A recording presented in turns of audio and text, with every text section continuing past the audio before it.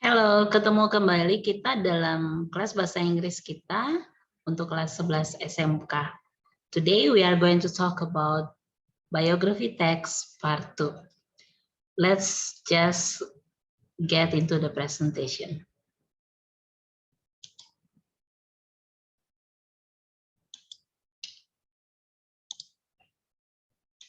Oke, hari ini kita akan membahas lanjutan biography text. Kali ini untuk bagiannya yang kedua atau part 2. So in biography text part 2, we are going to especially talk about adjective to describe person. Now the goals for our lesson today are definition and kinds of adjective, adjective used to describe person, and characteristic and generic structure of biography text. Jadi kita ada 3 tujuan. Yang pertama definisi dan jenis-jenis adjektif atau kata sifat, kemudian adjektif yang digunakan untuk menggambarkan orang, dan karakteristik serta generic structure dari sebuah biography text. Okay, now if I told you to imagine a ball, perhaps you are going to imagine this ball, a baseball, or this ball, the ball that you usually use when you play in the pool, or a football, or a volleyball. Jadi kalau misalnya seseorang menyampaikan kepada Anda, bayangkan sebuah bola, maka akan ada berbagai macam variasi bola yang melintas dalam pikiran kita. Okay? That is if I just ask you to imagine a certain thing. But if I told you that you have to imagine a red ball, then in your mind you will imagine a ball that is red. Or if I told you it is a wooden ball, perhaps this will come to mind. And if I told you imagine a giant or a huge ball, then perhaps you will think about this ball. So, can you see the difference?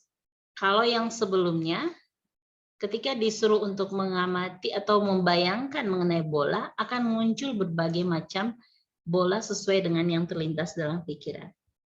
But if I give more description related to the color of the ball, then you will put this in your mind and add it to the ball that you imagine. So color, material, the wooden ball, or the size, a giant ball, are things that can be used to imagine something. Jadi ketika disuruh untuk membayangkan bola tanpa deskripsi apapun, mungkin akan ada berbagai macam variasi bola. Tapi kalau ada deskripsinya, maka tentu deskripsi ini misalnya warna, bahan, maupun ukuran, maka akan terlintas di dalam pikiran kita gambaran daripada kata benda tersebut. So that is the simplest thing that you can understand about adjective. Itu yang paling gampangnya. Jadi color, material, and size adalah adjective. So the definition of an adjective is a word that modifies a noun or noun phrase and describes its referent. Jadi adjective itu atau kata sifat adalah kata yang memodifikasi kata benda atau frase kata benda dan menggambarkan referensinya. Kemudian, its semantic role is to change the information given by the noun. Adjectives are usually placed before the nouns they describe. Jadi fungsi semantiknya atau fungsi maknanya dalam sebuah kalimat adalah untuk mengubah informasi yang diberikan oleh kata benda. Seperti yang tadi, ball, red ball. Kemudian adjective are usually placed. Adjective biasanya ditempatkan sebelum kata benda yang digambarkan oleh adjective tersebut. The next one, in simple words, adjectives are words that describe the qualities or states of being of nouns. Enormous, bird-like, silly, many, etc. Jadi gampangnya atau yang paling sederhananya, adjective adalah kata-kata yang digunakan untuk menggambarkan kualitas atau keadaan dari kata benda tersebut. Misalnya, enormous atau sangat besar, bird-like seperti burung, silly bodoh, many banyak, dan seterusnya. So we may define an adjective as a word used with a noun to add something for its meaning. Jadi dapat kita definisikan adjective itu adalah kata yang digunakan bersama kata benda untuk menambahkan sesuatu dalam pemaknaannya. So, for example, it is a red ball. Ini adalah contoh di mana kita menempatkan kata sifat red di depan kata benda ball.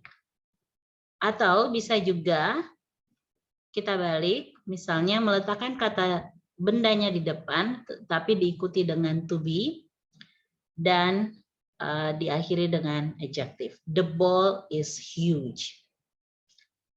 Okay, so what are kinds of adjective? Kita ada beberapa jenis adjective. Yang pertama, descriptive adjective. Sebagai contohnya, Alex is a smart student. Smart di sini berfungsi sebagai kata benda atau kata sifat yang fungsinya mendeskripsikan Alex. The second kind is demonstrative. Give me that blue water bottle. Jadi kata that di sini adalah sebagai kata demonstratif, adjective demonstratif. The next one is distributive. The women were both French. Both adalah contoh dari distributive adjective. Ada juga interrogative adjective dengan penggunaan kata tanya. Which color is your favorite? The next one is numeral adjective. And the example is, there are 5 slices of watermelon. Jadi 5 atau 5 di sini adalah jenis dari numeral adjective. Quantitative adjective represented by the word much in this sentence. I don't have much money left. Jadi penggunaan much di sini adalah sebagai salah satu contoh dari quantitative adjective. Proper adjective adalah adjective yang menggunakan kata-kata benda yang memang sudah ditempatkan secara umum, yaitu seperti misalnya nama-nama negara atau nama-nama benda yang memang dalam penulisannya itu sudah menggunakan huruf kapital. Sebagai contoh, I love Chinese food. And the last one is possessive adjective, represented by the word her. In this sentence, we have her last picture. So those are 8 kinds of adjective. Now let's look at how to describe a person. So for example, this guy is a famous footballer. Do you know what his name? Okay, so this is how you describe person. You may describe by using the appearance. So appearance is what someone looks like on the outside. Jadi cara pertama dalam mendeskripsikan seseorang adalah dengan memberikan gambaran mengenai appearance-nya atau tampilannya, yaitu bagaimana seseorang terlihat di bagian luarnya, berarti physically. The next one is mannerism. Mannerism ini adalah ways that someone acts or behaves, cara-cara seseorang berperilaku. Itu. Kemudian character traits. are the little things that make someone who they are. In other words, they make up someone's personality. Jadi di karakter traits ini adalah kepribadian seseorang. Jadi kita bisa menggambarkan orang juga dengan menampilkan kepribadiannya. And the last one is emotions. Emotions are what someone feels at a certain time. Emosi atau perasaan atau keadaan yang dirasakan adalah yang dirasakan oleh seseorang pada waktu tertentu. So these are 4 ways to describe a person. Now let's look at one by one. We start by looking at how to describe appearance. For example, this picture. There are many ways that we can use when we want to describe appearance of a person. For example, you can describe the height atau tinggi badan seseorang, dan kata-kata yang digunakan bisa short, tall, petite. And then weights atau berat badannya bisa menggunakan kata-kata seperti well-built, slim, fat, dan seterusnya. The next one is you can also say or describe appearance by using age. And the words for describing age of someone is young, old, middle age, and so on. Kemudian bisa juga kita menggunakan color atau warna. Seperti contohnya penggunaan kata brown, blonde, dan sebagainya. Dan yang terakhir adalah overall look atau bagaimana mereka terlihat secara keseluruhan. Bisa kita gunakan kata-kata seperti beautiful, handsome, attractive, gorgeous, good looking. And the last one, how they dress. Bagaimana mereka berpakaian. Seperti penggunaan kata-kata smartly dressed, stylish, trendy, fashionable. So for example, in this sentence about Taylor Swift, she is a young, gorgeous woman. Kita gunakan age, young, kemudian gorgeous untuk overall look. Menggambarkan penampilan atau appearance dari Taylor Swift. The next one is describing mannerism. What is mannerism? Someone mannerisms are the way they act or speak. When you speak, do you move your arms a lot? Do you touch your hair or bite your lip? All these things are mannerism. Jadi mannerism itu adalah bagaimana cara seseorang ketika mereka berbicara atau bersikap. Jadi contohnya ketika kamu berbicara, apakah kamu menggerakkan tanganmu, apakah kamu sering menyentuh rambutmu atau menggigit bibirmu. Nah, semua keadaan atau semua perilaku ini disebut sebagai mannerism. Since mannerism are usually actions, they are often described by phrases with verbs or action words.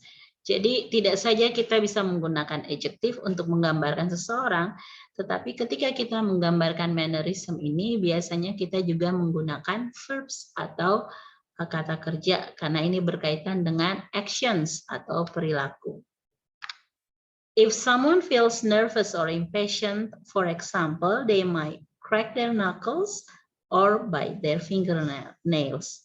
Jadi misalnya ketika kita menggambarkan ekspresi seseorang yang sedang merasa gelisah ataupun tidak sabar, maka biasanya ini bisa ditunjukkan dengan perilaku misalnya crack their knuckles seperti ini. Jadi seperti mematah-matahkan jari atau atau misalnya bite their fingernails, menggigit kuku. Seperti itu biasanya. Atau someone might roll their eyes to show that they're being sarcastic. Seperti ini. Jadi misalnya seorang kalau mereka ingin menunjukkan ketidaksukaan atau ketidaksetujuan itu sering juga mereka melakukan gerakan seperti memutar matanya, seperti ditunjukkan di gambar ini. Okay, and when a person think hard about something, they sometimes tilt their head to the side. Jadi kalau misalnya seseorang sedang berpikir keras, biasanya mereka menggerakkan kepalanya ke samping, seperti pada gambar ini. Okay, now the next one is when we want to describe someone using their character traits. So, yang ini adalah bagaimana kita menggambarkan orang dengan menggunakan kepribadiannya. A person character is their personality, who they are on the inside. When you talk about someone, you might mention what they are like as a person. Jadi kepribadian seseorang itu berbeda dengan tadi physical appearance, yaitu yang tampak secara kasat mata. Tetapi kalau karakter atau kepribadian, personality, itu adalah apa yang ada di dalam, yang tidak bisa diamati dengan mata secara langsung. Jadi contohnya, people can be friendly and generous, ya. Jadi salah satu contoh kata sifatnya misalnya friendly, ramah, generous, murah hati, like Mother Teresa here. Or someone who is the opposite of nice is mean. Lawan katanya adalah kata mean atau kejam. For example, Herr Hitler is a mean man. Or someone smart is intelligent or clever. We can use this to describe the well-known scientist Albert Einstein. Jadi di sini seseorang yang pintar itu bisa disebut dengan kata seperti intelligent atau clever. If they are smart because of age or experience, they can be called wise. Kemudian kalau seseorang itu pintar karena usia ataupun pengalaman, maka disebutnya adalah wise atau bijaksana. And the last one yang ditunjukkan oleh gambar komedian di sini, Cah Lontong. If a person is good at making people laugh, they are funny. If they're funny in a clever or smart way, they are witty. Jadi ada dua kata yang bisa dipakai untuk menggambarkan seseorang yang suka melontarkan humor, yaitu funny jika banyak orang tertawa karenanya, atau kalau mereka melontarkan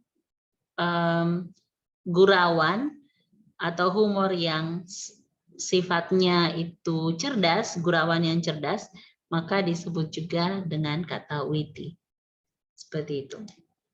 And the last one is describing emotion.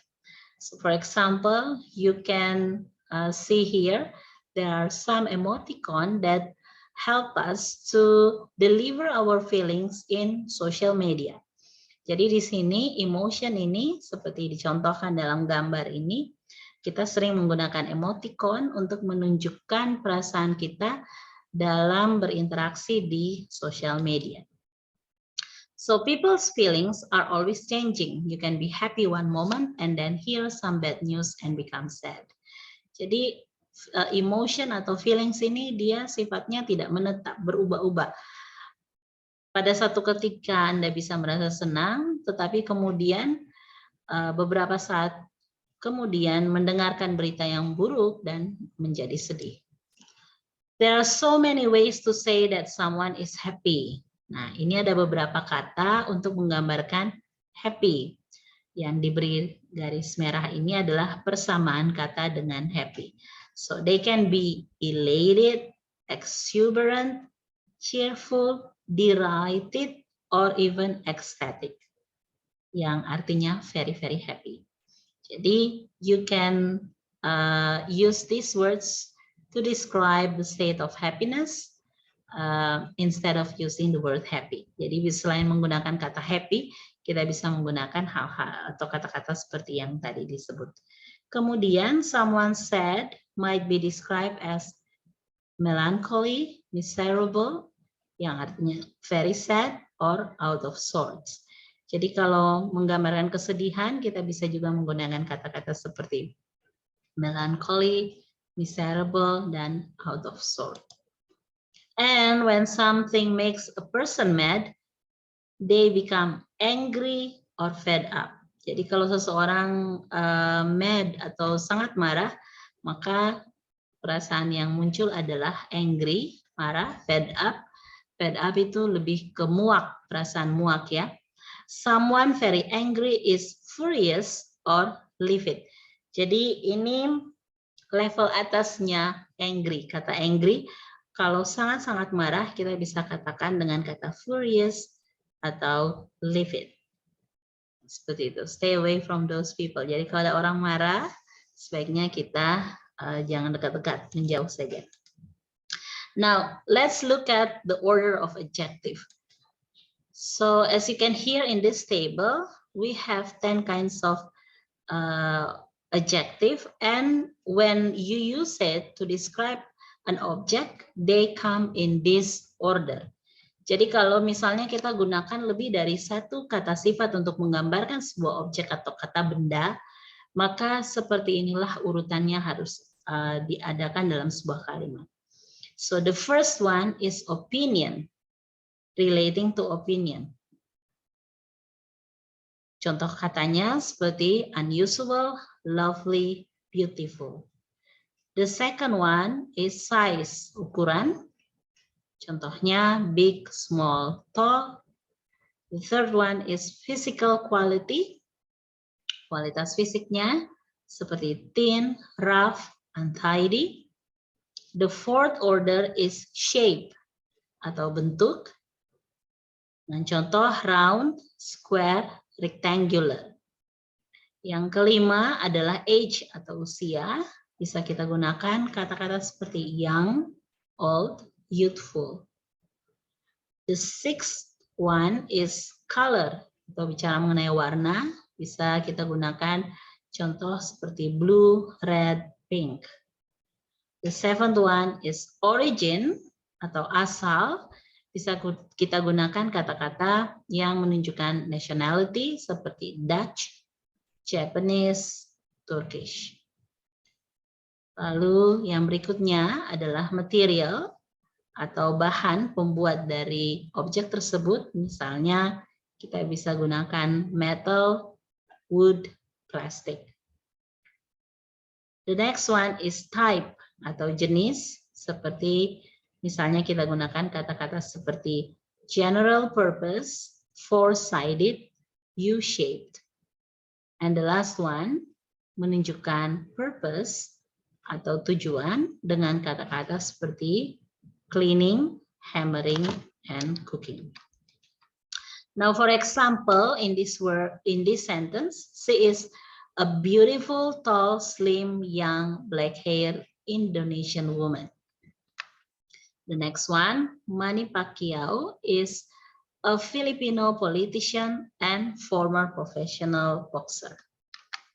And the last one, Mark Zuckerberg is an American media magnate, internet entrepreneur, and philanthropist. Jadi kalau yang di pertama kita bisa lihat digambarkan dengan menggunakan physical appearance. Kemudian yang kedua kita juga bisa menggambarkan orang dengan menggunakan profesinya sebagaimana yang ditunjukkan pada example number 2 and number 3.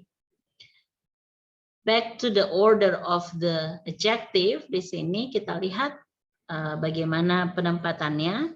Beautiful tadi menunjukkan opinion, kemudian tall menunjukkan size, and then slim as the representation of physical qualities, young for age, and then black hair as color, and the last one Indonesian as the origin. Jadi di sini dalam penempatannya kita lihat secara berurutan nomor 1 sampai 7 itu urutannya seperti ini. Kita tidak bisa kemudian misalnya memulainya dengan black hair, beautiful, young, Indonesian, tall, slim woman. Not in that order. Jadi ordernya harus jelas dan urut-urutannya seperti yang tadi sudah dijelaskan di tabel dalam slide sebelumnya. Now, what are some characteristics of biography text? Kita lihat sekarang ciri-ciri dari biography text. The first one, biography is not written by subject and always written in the third person. Jadi biografi ini biasanya tidak dituliskan oleh orang itu sendiri, kecuali autobiography. Tapi biasanya biografi ini ditulis oleh seseorang yang menceritakan kisah orang lain. Dengan demikian, penulisannya itu selalu menggunakan orang ketiga tunggal. Ya, jadi penggunaan kata-kata seperti he, she, atau dia itu biasanya digunakan dalam penulisan biography text. The second characteristic is based on research. You cannot write a biography without health research. Jadi tidak bisa seseorang menuliskan biografi tanpa melakukan penelitian, dan penelitiannya itu harus berdasarkan pengumpulan fakta-fakta yang terkait dengan keadaan sebenar-benarnya dari perjalanan hidup seseorang. The next one, biography text describes the person's surroundings, where, when, and how the person lived. Jadi biografi teks itu pada dasarnya menggambarkan keberadaan orang tersebut dengan sekitarnya, dengan alam sekitarnya. Di mana, kapan, dan bagaimana orang tersebut hidup. Seperti itu. Dan the last one, use vivid language to narrate events. Jadi menggunakan bahasa-bahasa yang sifatnya adalah deskriptif dan sangat jelas untuk menggambarkan kejadian-kejadian yang dialami oleh tokoh yang digambarkan di dalam biography text itu. The next one is generic structure of a biography text. Consists of 3 parts. The first one is orientation or introduction. Bagian yang pertama adalah orientation, yaitu the opening paragraph gives the reader the background information of the person. Jadi di bagian pertama ini adalah paragraf pembuka yang memberi pembaca gambaran mengenai background information ya, atau informasi yang melatar belakangi orang tersebut. The second one is events, and that is the chronological order of happenings in the person's life. Jadi setelah dikenalkan dalam bagian orientation, bagian events ini adalah penuturan kisahnya ini berdasarkan chronological order, jadi berdasarkan waktunya. Kapan dia dilahirkan, apa yang dialaminya pada masa kecil, masa pendidikannya, sampai pada akhirnya dia menemukan banyak hal, melakukan banyak hal di masa dewasa sehingga di masa tua. Jadi chronological ordernya yang ditekankan di bagian events ini. The last one is reorientation or closing.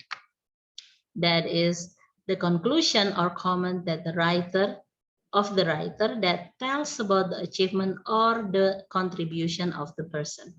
Jadi yang terakhir pada bagian yang ketiga ini berisikan kesimpulan atau komentar dari penulis biografi tersebut yang menceritakan mengenai apa saja pencapaian ataupun kontribusi yang dilakukan oleh tokoh yang digambarkan dalam teks biografi ini.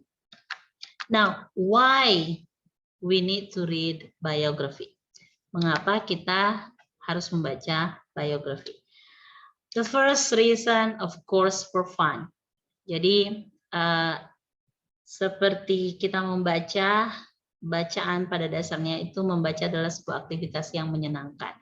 Dan ketika membaca biografi, tentu kita akan melewati masa-masa yang menyenangkan. But beside that, we can also get lesson from how other people live their life. Dari itu, selain dari kita senang membacanya, kita bisa juga mendapatkan pelajaran dari bagaimana orang tertentu menjalani kehidupannya.